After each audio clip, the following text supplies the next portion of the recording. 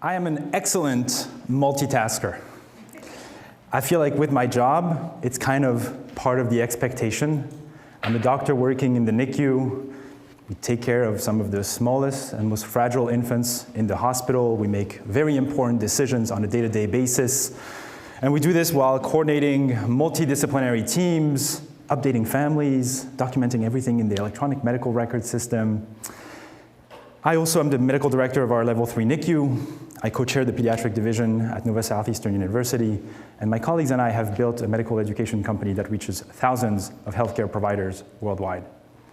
People know me for getting things done, for being efficient, for being in 3 places at once, mentally, if not sometimes physically. And with that feedback, I keep pushing. I find myself answering text messages during Zoom calls. Actually, I find myself answering text messages during Zoom call while checking my email. And this doesn't even register anymore as something abnormal. This is the norm, because I'm very good at multitasking. And what I found is that when I speak to people about this, asking whether they are good multitaskers feels like I'm asking people whether they are good drivers. I've never met a single person who told me they were a bad driver. I feel like we have this inflated perception of ourselves that we're quite good at a lot of things, we're excellent drivers and we're excellent multitaskers. But the truth of the matter is maybe we're not. Actually, let me say that again. We are definitely not. We are provably and measurably terrible at multitasking. And here's a real kick in the teeth. The more we do it, the worse we get at everything else. There was a recent research paper that looked at heavy multitaskers with digital media, the kind of people that answer text messages during Zoom calls, and compare them to light multitaskers. And what they found was that even small mental blocks related to shifting between tasks during multitasking can lead to up to 40% reduction in productivity. 40%. Nearly half of my day gone, not because I'm trying to do too little, but because I'm trying to do too much. And it's not just lost time. As cognitive load increases from multitasking, performance on our primary task declines in proportional and measurable ways. Reduced response time, more errors, reduced quality of work. Not doing less, I'm actually doing worse. And here's what struck me about this. In a world that rewards constant speed, motion, maybe we've forgotten that some of our most important work requires the exact opposite. It requires us to stop, it requires us to think and to see what's actually in front of us instead of what we've been told is there. Let me show you what I mean. This is a fairly simple chess position. I think anybody playing chess could find out what the next move is. White is due to play, and white is in trouble in the late stages of the game. But any amateur would tell you what the next move should be. The strategy is simple. Avoid the checks, protect your king, and try to build some counterplay. Any player looking at this position would agree white is definitely in trouble, but they would also agree on one thing. The game is not over. And yet, for centuries, this position was considered to be completely lost. Not because of the way the pieces are set up on the board, but because of how this position was framed. This position comes from a famous engraving done in 1831 by Friedrich Retzsch, known as the Chess Players, or also known as Checkmate. In this painting, you can see a young man playing for his soul against the devil. The young man looks lost, the devil looks triumphant, and this angel in the middle looks on with grief. There's a beautiful story from the Columbia Chess Chronicle in 1888 that mentions that this painting was hanging on the wall of a Virginia home visited by American chess prodigy Paul Morphy. And Paul Morphy looked at this painting, paused, thought for a moment, and announced, "This young man's position is not completely lost." He said, and I quote, "There are more moves to be played here." He then asked the host to set up the position on a real board, and according to the story, he proceeded to beat any player willing to take the devil's position, despite the obvious advantage provided by the black pieces. Now this story, and the details of this story, are highly debated on online chess forums, which I love to visit.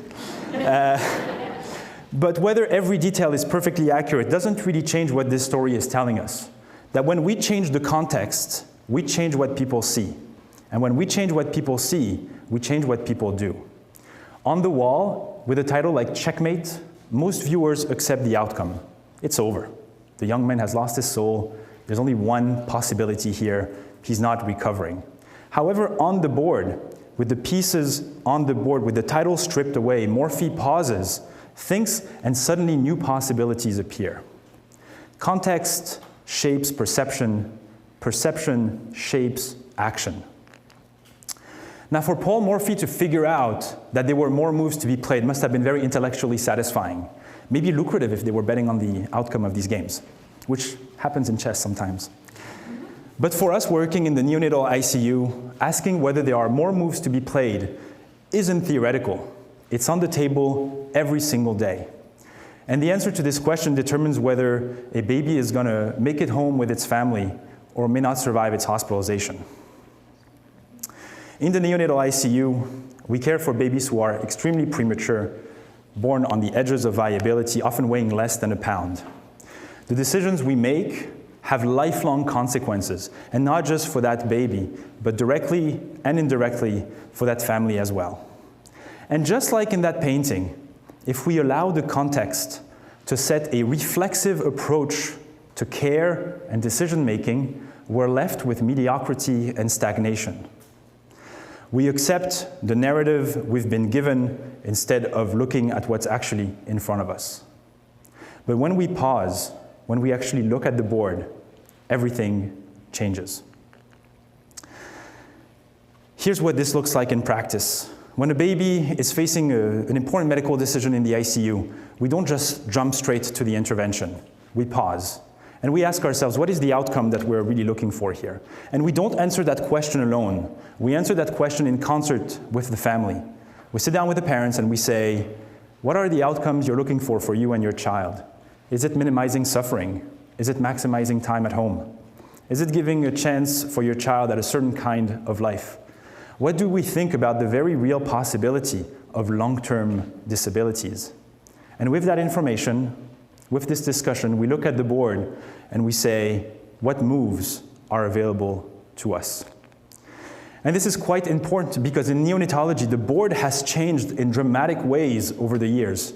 80 years ago, if a baby was born weighing less than 3 pounds, the outcome was simple: death. Nobody would object. There was no discussion. The context was clear, and the narrative was set.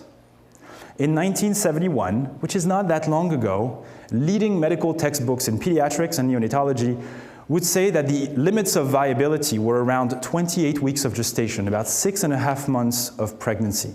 For any baby born before that time point, survival was considered to be impossible.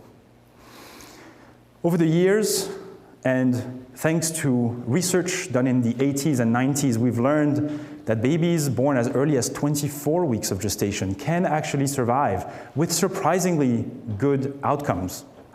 Today, we're even witnessing babies born at 22 weeks of gestation survive their NICU hospitalization.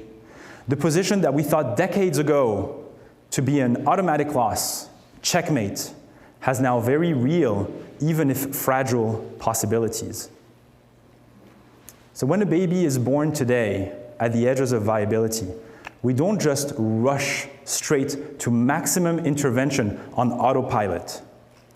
We pause, we stabilize the patient, and ideally we've had the opportunity to sit down with this family even before the baby is born. But if we haven't had the chance to meet with a family before a baby is born, we stabilize the patient and we make space for this. We sit down with the parents and we talk about outcomes. We talk about risks. We talk about uncertainties. But we also talk about possibilities. And together, with this information, we ask ourselves, what is the best strategy for us? And we don't do this because that's what the textbook says we should do, and we don't do this because that's what we did yesterday. We do this because we see an individual baby, we see an individual family, We see a singular position, and we ask ourselves, what moves are available to us now? But here's what the data shows, right? When we don't pause, even for a moment, it comes at the expense of accuracy. And in medicine, it comes at the expense of patient outcomes.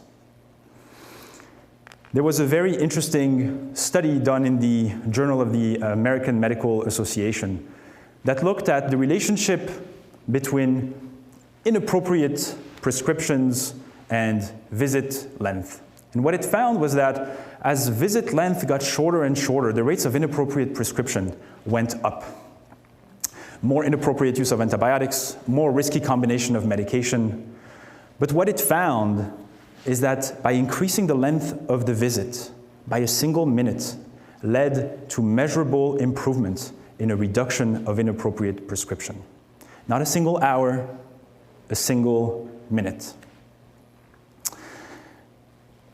When we're talking about sitting down with families and having conversation about goals of care, these decisions feel like the big ones, the ones weighty enough to warrant pausing and to warrant a discussion.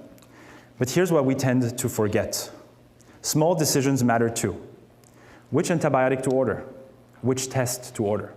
Whether a symptom warrants an intervention or reassurance. These decisions happen dozens of times a day, and they happen fast. And this is really the problem. We're working today in medicine in a system that is optimized for efficiency. Faster throughput, more patients per hour, shorter visit time. If you want to think a little bit about your patient, that's not just unrewarded, that's actively discouraged. You want to think about what to do with your patient next, that's not really profitable. And in medicine, like we said, when accuracy is at stake, patient outcomes are at stake. And what we notice is that when physicians are under time constraints, they're more likely to make mistakes. And they're more likely to make mistakes when facing complex medical cases, kind of like the ones we see in the neonatal ICU. And this isn't just in medicine, by the way. Do you remember this chess position? Researchers have also looked at how chess players, even grandmaster, perform under time pressure. And under time pressure, even the best chess players make more mistakes. Chess players under time pressure tend to revert to quick, risk-averse moves, not because they are better, but because they don't have time to calculate all the possibilities. And when they do this, their strategy collapses. In chess, they also analyzed millions of chess moves and looked at the rates of blunders or mistakes. And what they found was that the rates of blunder were much, much higher when time constraint was an issue. And what they found was that the rates of blunder actually went down when the time given to think about the move actually went up. How much time? 10 seconds. This is how much time a chess player needs to see its accuracy go up in significant ways. So here's what I've come to understand. I want to be available for my patients. I want to be precise and accurate in my medical decisions. And for the longest time, I thought that this goal would take me years and years of learning, of practice, of education. And yes, experience matters, education matters, expertise matters, but it starts with something much simpler. It starts with a pause. It starts with taking the time, just 10 seconds, to look at the position in front of me and ask, what is at stake? What moves are actually available? And I think that with that pause, I am well on my way to reaching my objective. And I think this applies to all of us. Now again, I'm not talking about endless deliberation, just 10 seconds. I'm not talking about agonizing over every single decision, just taking a moment to actually see what's in front of us. And this applies to everybody. Your work might not involve dealing with patients in the neonatal ICU, but I bet that your work matters to you just as much. And I bet that you're going through dozens of decisions every day on autopilot, and those decisions probably deserve a moment of thought. The stakes may be different, but the principle is the same. When we pause, we see more clearly. When we see more clearly, we choose better. No matter what field you're working in, no matter what the stakes are, whether it is a patient's life, whether it is a business decision, whether it is answering your child at the end of a long day, before you make a decision, pause. That might look like closing your laptop before responding to an email. It might look like taking a breath before uttering a response. It might look like sleeping on a decision before committing immediately. And when you pause, think like a chess player, think like a critical care physician, and ask yourself, what is the outcome that I'm looking for here? And which decision is going to get me closer to that outcome?